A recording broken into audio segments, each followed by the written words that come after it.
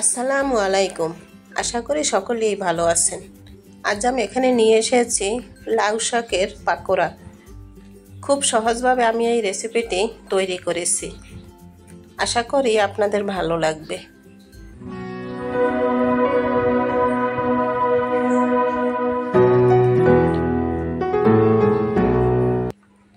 প্রথমে আমি এখানে 3-4টির মতো লাউ শাক নিয়েছি। ধুয়ে পরিষ্কার করে নিয়েছি। এখন আমি এই শাকগুলো কুচি করে নিয়েছি। একেবারে পাতলা করে কুচি করেছি। 1 চামচ লবণ দিয়ে দিলাম। লবণটা দিয়ে এখন এই শাকের সাথে ভালো করে মিশিয়ে নেব। 10 মিনিট আমি এভাবে রেস্টে রেখে দেব। 10 মিনিট পরে আমি ফিরে এসেছি। এখানে আমি 3টির মতো পেঁয়াজ কুচি করে দিয়েছি। কাঁচামরিচ দিলাম 4-5টির মতো কুচি করে।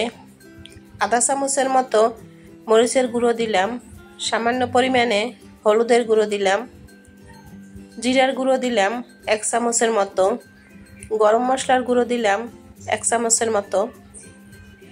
বেসন দিয়ে দিচ্ছি 2 চামচের মতো। এখন আমি এখানে মুসুরির ডাল বেটে নিয়েছি 1 কাপের মতো। এখন এই ডালটা দিয়ে আমি ভালো করে মিক্স করে নেব। এভাবে আমি হাত দিয়ে ভালো করে মেখে নিচ্ছি।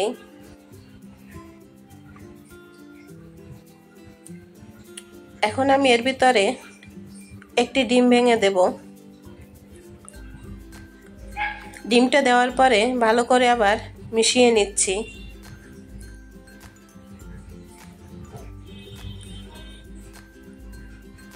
কিছু সময় মেশানো নেওয়ার পরে এভাবে আমি পাকোড়া শেপ করে নিচ্ছি। দেখুন,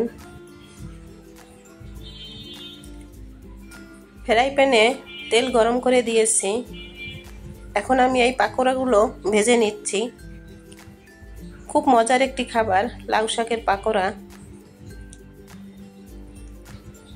উল্টে পাল্টে এখন ভেজে নিচ্ছি।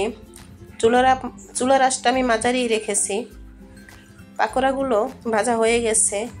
এখন আমি এগুলো তুলে নিচ্ছি।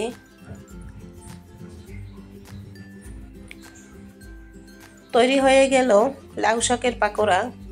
খুব সহজভাবে তৈরি করেছি। বাসায় একবার ট্রাই করে দেখবেন। আমার এই রেসিপিটি যদি আপনাদের ভালো লেগে থাকে তাহলে অবশ্যই একটি লাইক দিবেন।